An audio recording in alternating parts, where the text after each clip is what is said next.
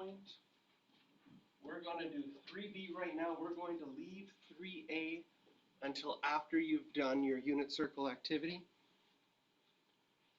In 3B, it says determine the value of cotangent of 12 pi over 5 to nearest 100. We've got a couple of problems with this question. Number one, on our calculators, we don't have a cotangent button. And number two is now the angle is in radians instead of in degrees.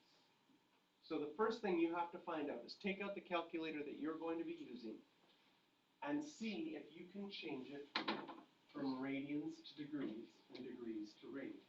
We have to figure out how to do that. For those of you that have a graphing calculator, you're going to have to hit your mode button.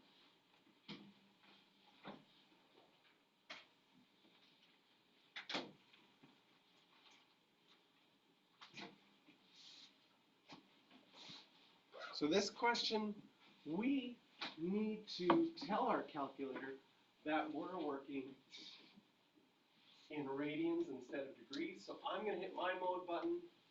I'm highlighted on degrees. I'm going to change it to radians.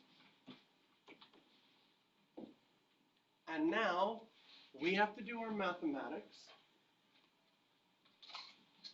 Cotangent is the reciprocal of tangent. So I want you to type it into your calculator. I'm going to give you the answer, and I want to see if you got the same answer that I did.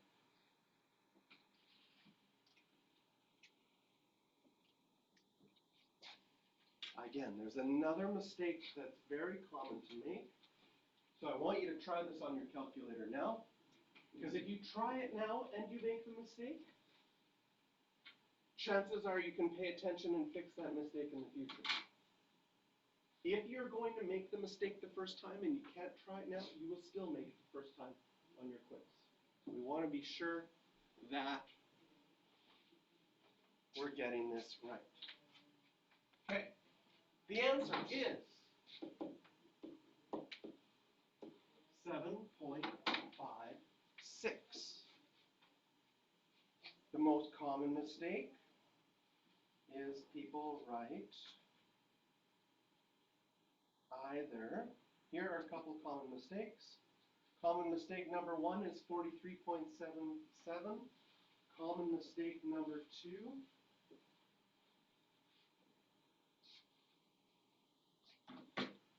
is 0.228. So if you got either of those answers, you are making a common mistake. So, how do we do this correctly to get 7.56?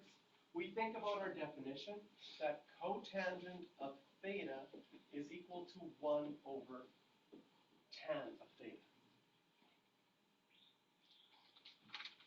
In the definition, we have the same theta in the definition. And the important thing to remember with reciprocal functions is that the angles never change, but the ratios do. So, in order to figure this one out, we do not ever flip the angle. The angle is 12 pi over 5, that's theta, it stays the same. So if I want to figure out what cotangent of 12 pi over 5 is, I have to do 1 over tan, and I keep the angle the same. It is very often that students mess this up because they have seen before the following, right? If I draw a triangle, maybe just a 3, 4, 5 triangle, and this is theta, would you agree that tan of theta would be the opposite over the hypotenuse? And then if you wanted to write cotangent of theta, this is where we flip things. We flip ratios. So tangent of theta is 3 over 4. Cotangent of theta is 4 over 3. But the theta stayed the same. Angles always stay the same. Now if you want to write a note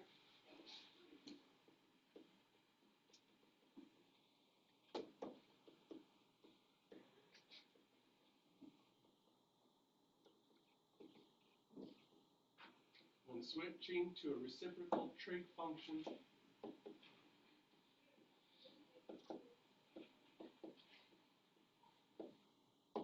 the angle always stays the same.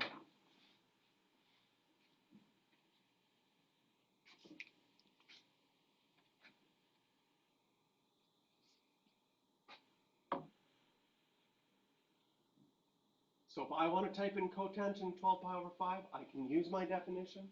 That cotangent of theta is 1 over tan of theta. That angle, theta, stays the same. So in my calculator, I would type 1 divided by tan of 12 pi over 5. And if I'm in radians, I will get that answer. So,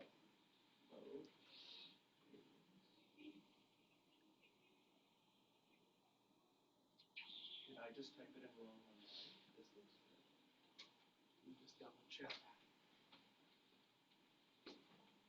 This would be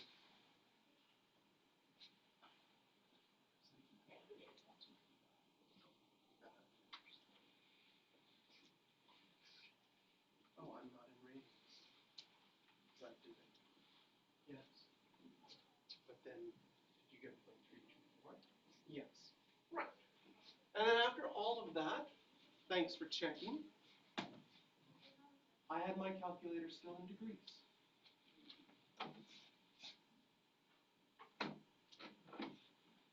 0.32 to the nearest hundredth. 324, this would be to the nearest. Did that work no better for what you got on your calculators? Yes. Always check.